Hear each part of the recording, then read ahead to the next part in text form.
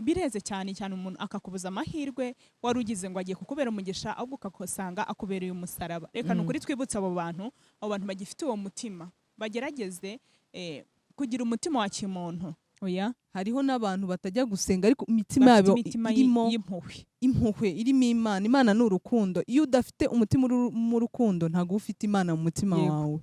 Ya ugasanga abikoze bya nyirarureshwa amujyanye ku ishuri n'ibyo, ariko uburyo amutreatinga mu rugo bizatuma na rya shuri adashobora kuryiga. Ejo nava mu ishuri utangira abagabo ngo nimureba yarananiye, yigize nabi, dore namujyanye ku ishuri yanze kwiga, kandi mu by'ukuri uburyo wamufashe nibyo byatumye bwa bushobozi bwo kwiga atabugira.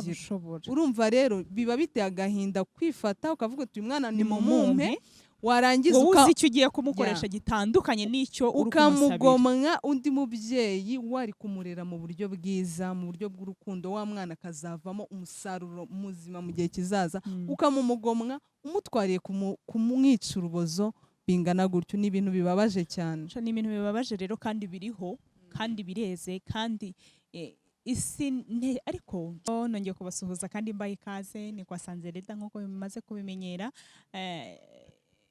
Umunsi mwiza bitewe n'aho uherereye, cyangwa se ijoro ryiza bitewe n'aho uri, n'igihe uri bukangukire kubyumva ntago mbizi, ariko ndabasuhuje mwese abakunzi banjye cyangwa se abantu bakunda kubana nanjye, cyangwa se mwebwe mudukurikiye aho muri hatandukanye. Mugira umugisha n'amahoro y'Imana nk'uko muri kubibona rero, cyangwa se nk'uko muri kutureba kuri kamera. Ndi kumwe n'umutumirwa mumaze kumenyera, Olive. Iryo niryo natahanye n'ubu niryo nzirikana, niryo nafashe ku myaka yanjye ngezemo, niryo nabashije gufata.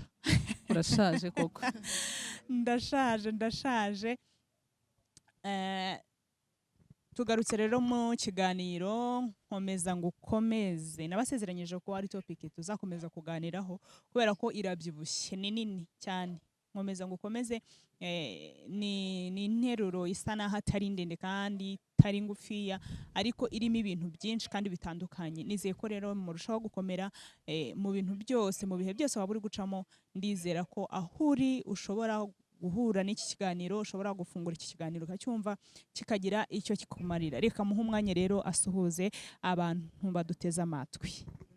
Murakoze. Nitwa Uwaje Neza Mbangutse Hélène Olive, nkaba ndi umutumirwa. Ahangaha ntabwo ari ubwa mbere mageze, ndizera ko tumaze kumenyerana. Yego, bamaze kumenyera.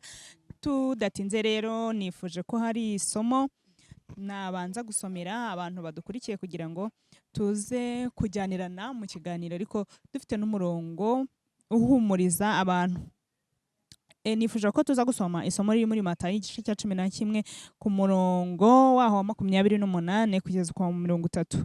Mwese abarushye n'abaremerewe nimuze munsange ndabaruhura, mwemerere kuba abagaragu banjye munyigireho, kuko ndi umugwaneza kandi noroheje mu mutima, namwe muzabona uburuhukiro mu mitima yanyu, kuko kunkorera kutaruhije n'umutwaro wanjye ukaba utaremereye. Amen. Si isomo ryiza? Ni isomo ryiza cyane kuko rishobora kukuruhura. Niko umutwaro wanjye utaruhije. Kuko kunkorera bitaruhije n'umutwaro wanjye utaremereye.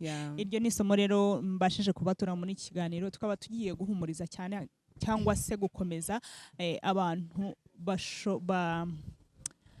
ubwo sinzi bw'inyito ndi buze kuyita, ariko cyane cyane ni ku bantu batagize umugisha wo kugira ababyeyi. Ushobora kuba ufite umwe, ushobora kuba nta n'umwe ufite. Ndatekereza ko ari ubuzima buba butoroshye. Iyo dutekereje ku gihe cyacu, igihe twavukiye, reka bariho mpera, kuko wabonaga ko natwe bitugora dufite umubyeyi, ariko noneho tekereza kuri wa muntu udafite n'umwe. Yego, gera icyo mubwira uri. Icyo namubwira ni kimwe n'insanganyamatsiko y'iki kiganiro, Nkomeza Ngukomeze. Dukomezanye. Nta kindi namubwira usibye gukomera. Ni ibihe biba bigoye gukura udafite ababyeyi. Hariho b'imfubyi bakabona imiryango myiza ibafata. Yego. ikabafata nk'abana babo, ikabatetesha, bakinjoyinga ubuto bwabo. Ariko ntitwakwibagirwa n'ababa imfubyi bagasa n'ababuze kivurira. Akabaho atotezwa, abwirwa nabi, abuzwa uburenganzira bwo kuba umwana, amakosa abana bakora akaba adafite uburenganzira bwo kuyakora kubera ko adafite umufitiye impuhwe, adafite umugirira imbabazi, bigatuma muri we akurana igikomere. Urumva niyo retare yo kuba atarabayeho ubuzima bw'ubwana kandi ari umwana, uko byagenda kose biramugaruka. Kadusuhuze n'abantu bajya hano yitawe ngo abirwanyeho. Twagize sinzi ukuntu naza kubyita, twagize ibibazo, twagushira ishyano, abantu bisanga mu bihe bitatworoheye, abantu bisanga batagifite ababyeyi, abantu bisanga babaye imfubyi, abantu bisanga igihugu kiguye mu mwijima w'icuraburindi. Ariko turi hano kugira ngo tubakomeze, bumve bakomeye. Iyo tuvuga ibi ngibi, hari umubare munini cyane w'abanyarwanda bumva ibyo ari byo. Kuko niba hari ahantu hari imfubyi nyinshi ahari, nibaza ko ari mu Rwanda. Hari abana benshi cyane babaye imfubyi mu buryo butunguranye. Bituma bakura mu buzima bwo kwirwanaho, akimenya, akipapa akimama, uri kumva, kandi ari mutoya, ukagiye uvuga utse ahubwo akarera na barumuna we. Umwana ungana utya, ubwenge bwaje buti, ibitekerezo byaje bite kugira ngo abashe kwirwanaho, abageze kuri iyi level. Hari benshi cyane bagiye batanga ubuhamya bavuga ingano bariho igihe babereye imfubyi, ukumva ni muto cyane, ariko ukumva yafashe responsabilité zo kurera barumuna be cyangwa se babyara be, cyane cyane amarorerwa yagwiririye igihugu cyacu, mwese murayazi. Ariko burya Imana ikikwereka ko Imana idatererana imfubyi, nuko bakuze ubu ngubu bakaba ari abantu bafitiye n'abandi umumaro, bakaba barakurishije barumuna babo. Rero si impamya ko ari ubwenge bw'umuntu gusa, haba hari na support y'Imana. Ukareba umwana w'imyaka 7 yagiye gucuruza wenda amandazi, ukibaza umwana w'imyaka 7 ari gutekereza gucuruza amandazi gute? Haba harimo n'igitekerezo cy'Imana ifasha wa mwana, ikamuha ubwenge butangana n'imyaka ye kugira ngo abashe gusova abandi bari munsi ye, nawe abashe kwibeshaho. Ni ukuvuga ngo mu bintu byose rero, mu bihe byose tuba turi gucamo, ushobora kuba uri imfubyi, ushobora no kubyarwa, ariko ntiwishimirwe n'ababyeyi. Cyane cyane hari nk'abana usanga baratawe ku muhanda, agakura muri ubwo buzima, ntazi papa we, ntazi na mama we, kandi mu by'ukuri barahari. Ariko muri icyo gihe we yibara nk'imfubyi, kandi natwe niko tubibara, kuko ntabwo ubuzi mama we, ntabwo ubuzi papa we, ubona ko ari imfubyi. Ariko muri urwo rugendo rw'umwijima, muri izo mbaraga ukoresha nyinshi kugira ngo uve hantu, hari Imana ibiri kumwe nawe. Nituvuga abo bantu, reka duse n'abageneraliza. Hariho abo tutita imfubyi, bafite ababyeyi bombi, ariko babaye ubuzima bw'ubupfubyi cyane, bitewe n'uko babyaye n'ababyeyi batari responsable. Ukabyara umwana ukamujugunya aho ngaho, cyangwa se ukamusigira barumuna bawe, cyangwa se ukamuterera, ufite ugasanga nta responsabilité ufite ku bana bawe. Abo bana bakaba bagasa n'abirera, cyangwa se bagakurira mu miryango itabumva, itabafasha, ugasanga umwana yakuranye ibikomere utabona ukugira. Kandi noneho abo ngabo bo bahura n'ingorane zikomeye, kuko barababwira bati ufite mama wawe, ufite papa wawe, uratubaza iki? Ugasanga nta muntu n'umwe afite wamugirira impuhwe. Iyo ufite wenda ababyeyi bapfuyeho, haboneka no kugirira impuhwe, akavuga ati barapfuye, ababyeyi be barapfuye. Ariko ufite abo babyeyi babaye irresponsable, biba bibi cyane, kandi ukarushaho no kuvunika cyane, kuko burya ibyo bikomere biba bitandukanye. Wa mugani kuko wari ubivuze, nibe niyo ntabahari, ubizi neza ko badahari, wagize ibyago nyine barasinzira. Ariko noneho iyo uzi ko bari ahantu bahari ukaba wirwanaho ko twabivugaga ukaba wimama uri no kwipapa bitera igikomere cyane. Ariko ihumure dufite niringiri nuko dufite Imana. Ni Imana ni se w'imfubyi akaba umugabo w'abapfakazi. Niryo sezerano tugenderaho nk'uko twamaze kurisoma muri Bibiliya. Mwese abarushye n'abaremerewe, nawe rero araguhamagara. Mwese abarushye n'abaremerewe nimuze munsange ndabaruhura. Nicyo ashinzwe, nicyo abereyeho kuturuhura. Ni ibikomere byinshi, n'abantu benshi bafite ibikomere mu mitima yabo, bakeneye uburuhukiro, bakeneye umuntu ubabwira neza, bakeneye umuntu baruhura, bakeneye umuntu bashobora kubwira bakaruhuka, byibura bakabona n'umunota n'umwe, byibura umuntu ashobora kumutega amatwi akamubwira akamwumva. Ariko nanone twe kwirengagiza ko n'iyi si nayo idukamura, reka mbivuge gutyo. N'iyi si irushaho kutukandamiza, noneho igakandamiza na ba bantu ikabakamuramo umutima w'impuhwe. Ntitubabone ko ari abantu bakwiriye ubufasha, ntitubiha agaciro. Ugasanga abantu nanone sinzi ukuntu nabyita, babaye nk'inyamaswa, ugasanga nta muntu ugifite impuhwe. Hari umubyeyi ushobora kubona akana k'imfubyi ugasanga wenda no ku kiriyo haravuze ati uwo mwana muzamumpe, mu by'ukuri nta rukundo amufitiye, ahubwo avuga ati niboneye agakozi. Akana k'agakobwa wenda ni urugero, hariho n'imfubyi z'abahungu mu mbabare wenda naho turahagera. Akavuga ati n'akana k'agakobwa, ibyo ari byo byose kakajya kamfasha imirimo yo mu rugo, kamfasha imirimo yo mu rugo, ibyo ari byo byose sinzavunika gahari. Noneho wakageza iwawe aho kugira ngo umurere nk'umubyeyi, ukamurera nk'umukoresha nawe mubi, kuko hariho abakoresha beza n'abakozi babi. Umukoresha mwiza n'umukozi akoresha amufata nk'umwana, akamuha umutima w'urukundo, akamukoresha mu bugwaneza. Ariko noneho umukoresha mubi ni hahandi usanga yaragufashe nk'umucakara.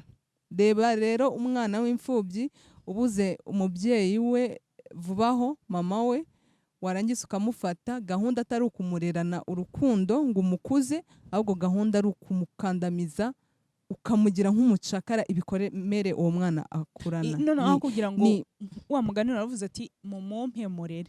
Hari uburenganzira gifite, gikeneye nk'umwana, akeneye kurerwa, akeneye kwiga, akeneye kwitabwaho, akeneye guhabwa buri kimwe cyose yakagombye guhabwa n'umubyeyi. Ariko wowe uramufasha kugira ngo mukomeze ajye mu ishuri, ahubwo uramufasha umugize umukozi wo mu rugo. Hari n'ukuntu erega iyo umuntu afite umutima utarimo Imana, ariko mbivuga, kandi nimvuga ngo utarimo Imana ntimutekereze ngo idini runaka. Hariho n'abantu batajya gusenga ariko imitima yabo irimo impuhwe, irimo Imana. Imana ni urukundo. Iyo udafite umutima mu rukundo ntabwo ufite Imana mu mutima wawe.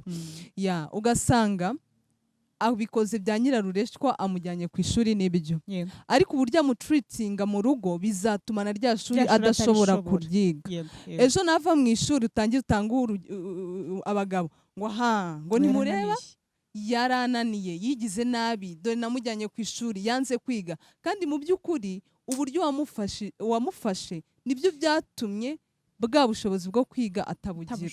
Urumva rero biba biteye agahinda kwifata ukavuga uti mwana ni mumumpe, warangiza uzi icyo ugiye kumukoresha gitandukanye n'icyo uri kumusabira, ukamugomwa undi mubyeyi wari kumurera mu buryo bwiza, mu buryo bw'urukundo, wa mwana akazavamo umusaruro muzima mu gihe kizaza. Ukamumugomwa umutwariye kumwica urubozo, bingana gutyo. Ni ibintu bibabaje cyane. Ni ibintu bibabaje rero, kandi biriho, kandi bireze, kandi isi ariko ni ingaruka z'icyaha. Wa mugani ni ingaruka z'icyaha, bireze cyane cyane. Umuntu akakubuza amahirwe wari ugize ngo agiye kukubera umugisha, ahubwo ukakosanga akubereye umusaraba. Reka nukuri twibutse abo bantu bagifite uwo mutima, bagerageze kugira umutima wa kimuntu, bagerageze kugira cyangwa se gukora ibishimwa n'Imana, kuko nyuma y'ubu buzima hari urubanza. Ibyo dukora byose hari igihe kizagera bikajya ahagaragara. Buriya reka nkubwire, reka na nyuma y'ubu buzima icyo uhaye isi nikikugarurira mu gihe kizaza. Wibuke wowe mubyeyi uri gufata umwana utyo, ntabwo uzi icyo Imana imubikiye. Ejo n'ejo bundi wabona ubuzima buhindutse, ugasanga noneho ya nabi wamwituye nawe isi irayikugaruriye. Hari umuntu wigeze avuga ati Imana yo ishobora kukugirira imbabazi ariko isi yo ntizakugirira imbabazi. Bivuze ngo rero igihe cyose umunyarwanda yaciye umugani aravuga ngo ubamba isi ntakurura. Ayo magambo nayo n'umugani. Yes, ni umugani ngo ubamba isi ntakurura. Igihe cyose uri gukorera igihe cyose uri gukorera nabi umuntu ujye utekereza nawe ejo ko ibyo uri kumukorera bishobora kukugeraho. Kandi mu gihe uri gukorera nabi undi muntu ujye wicara utekereza uvuga uti ibi bintu biramutse ari ngiye biri gukorerwa nakwiyumva ni gute naba ndi kwiyumva, nibura bizagufasha kugirira abandi impuhwe no kubagirira ineza. Reka twige kugira neza rero mu buryo bwose. Turi kugana ku musozo w'ikiganiro, ndabizi ko muri buze kugubwa neza kandi tutarasoza reka kuko ari ukuhumuriza wenda tutaje kuvuga ibibazo by'abo bana, reka tubahumurize, reka tubakomeze. Imana, ubuzima bwawe buri mu maboko y'Imana, ntago buri mu maboko y'uwo muntu uri kugutoteza. Rero bivuze ngo ukwiriye kugira icyizere, ugahora ufite Imana icyizere, ntucike intege, ntumve ko ubwo buzima uri kuviva ari wowe wenyine uri kubiviva, icyo ni cyo cyangwa ari bwo bwa nyuma, ari bwo uzahoramo igihe cyose. Mu biganza by'Imana harimo ubuzima bwawe kandi imigisha iri mu biganza by'Imana. Humura, Imana iguteganyiriza ibyiza cyane rwose. Arakoze cyane Oliva, yatuganiriye neza. Nanjye ubwanjye ndi kumva ndi gufashwa, ndi mu bantu nanjye babuze umubyeyi papa. Turi bato cyane, turi bato cyane cyane, nta n'umwe mukuru tubona ko arimo, ariko ubwo buzima buragora.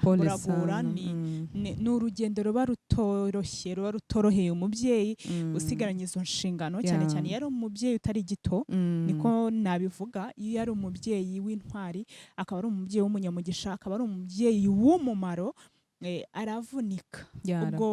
Urwo rugendo nanjye ubwo mbasha kurukurura, nkibaza noneho wa wundi wabuze mama ko njya numva ngo akabura ntikaboneke, ni nyina w'umuntu. Ntekereza ko ni urugendo ruba rutoroshye, ni urugendo ruba rukomeye, ni urugendo ruba rurimo intambara z'uburyo bwose udashobora kwicara wowe ubwawe ngo wumve ushoboye kuzisimbuka. Ariko hejuru y'ibyo byose, hejuru y'urugendo rw'umuntu mu buzima bwa buri muntu wese, burya buri mu kiganza cy'Uhoraho. Imana niyo ifite umugambi wayo kuri wowe, kuri buri muntu wese. Icyo yagennye kuri wowe uko byagenda kose kizasohora. N'iyo nzira ndagira ngo nkubwire ko itatunguye Imana. Ntago yatunguye Imana, kuko Imana ihora itubereye maso. Ibyo igomba kubaho byose ibiri kumwe, iba yiteguye kugira ngo itambukane nawe. Ntago ishobora kuduhana rero mu byo ducamo. Kandi rega ujye wibuka ko hari igihe uca mu bintu bibi kugira ngo bikugeze ku byiza kurushaho. Hari umuhanzi waririmbye iriya histoire yo muri Bibiliya, Yosefu, aravuga ngo Imana iza kureka Yosefu, Yakobo ikamuha Yosefu, hari igihe bari kugeraho bakaba mu bihe by'inzara wenda bakanapfa. Ariko yemeye kubabaza umutima wa Yakobo, ararira, arihanagura. Yosefu arababara ukuntu yatereranwe na barumuna be, agigurishwa n'Abanyegiputa. Agezeyo ahinduka nk'umwami, asova n'umuryango we. Rero wasanga hari igihe Imana iri kugucisha muri iyo nzira kugira ngo iyo nzira ari igomba kukugeza kuvamo umugisha wawe kiruta ibindi. Birumvikana rwose, humura, ntugire ikibazo, nakomere kandi yumve ko icyambere cyangwa se nk'imbundo y'iki kiganiro, reka tubabwire ngo mu ijuru hari Imana. Mu ijuru hari Imana yumva, mu ijuru hari Imana ikora, mu ijuru hari Imana udashobora gusobanukirwa wowe n'ubwenge bwawe. Wowe ushobora kubitekereza ukumva, ukavuga uti nyamara ubu buzima mbayemo sinumva niyo Mana bavuga uko yaba imeze. Ntutekereze ko no kuba uri muri ubwo buzima ariko ukaba uhumeka, tekereza ko noneho hari uri no kubucamo anarwaye naba bari umuntu aba baraho, ntawe afite wundi bubafashe, niwe wari usa naho barwanira ishyaka, noneho akaba aranarwaye. Noneho utekereze ko wowe biri kukuba ariko ufite ubuzima buzima kandi igishoro cya mbere burya ni amagara mazima nibwo Amagara bukire bwa mbere mazima. njye niko njya mbwira abantu njya mbwira abantu ndi umukire kubera ko mfite ubuzima ahubwo Icyaka- rwose reka tunakomoze kuri icyo ngicyo abana b'imfubyi nibo turi kuvugaho surtout nk'abakobwa impamvu nibanda ku bakobwa nuko bahura n'ibibazo byinshi cyane buriya. byinshi ntabwo cyane tuvuze ngo n'abahungu nta bibazo bahura Oya, nabyo ariko biba bitandukanye ariko abakobwa bahura n'ibibazo hari umwana ukura gutyo ari imfubyi ahaba cyangwa aharererwa aba mu maritreta nyuma akazafata umwanzuro wo kumva ko ntacyo amaze yarangiza akanahitamo n'inzira yo kwigurisha akavuga ati ibyo mbona niba ntabifite ibyo nkene niba ntabibona reka ngira gutya bampa amafaranga ubwo nyine ugasanga ubuzima bwawe burahangirikiye kandi bw'ejo hazaza kandi ejo hazaza kubikiye byiza cyane ni ukuri reka umwuka w'Imana akomeze gusanga buri muntu wese kandi Imana iyo nyiri ibyiringiro bishyitse kuko njyewe ntabyo burya nabasha kuguha kugira ngo bikugere ku ndiba y'umutima ariko ijuru turabizi ko ririho kugira ngo rihumurize umuntu wese ubabaye mu buryo bwose ntabwo twabavuga muri rusange bose ngo tubarangirize rimwe ariko tuzarushaho kugenda tuganira ku nguni zose uko umwuka wera azarushaho kutuyobora ariko reka dukomeze abo bantu bari guca muri ubwo buzima bari guca muri uwo mwijima bari guca muri ubwo busharire n'uburibwe kugira ngo bakomere bizere Imana yo mu ijuru bumve ko Imana iriho uko byamera kose kandi dushimira Imana natwe ndetse n'abandi mwabashe kuva muri ubwo buzima bw'umwijima mukagira umugisha mukabona mugeze aho mugeze mwibuke rero kusubira inyuma kugira ngo mubere inkomezi babandi baciye mu byo mwaciyemo mwe kugira ngo mukomere kugira ngo mubakomeretse ahubwo mukomere kugira ngo mugire mute mubakomeze mwakoze cyane rero ndizera ko tugeze ku musozo kandi wakoze cyane tugushimire murakoze nizeye ko n'ubutaha tuzakubona tukaganira kandi tukagirana ibihe byiza mukomeze kugira umunsi mwiza rero kandi ibihe byiza by'Imana n'amahoro y'Imana arushaho kubana namwe bye bye naho butaha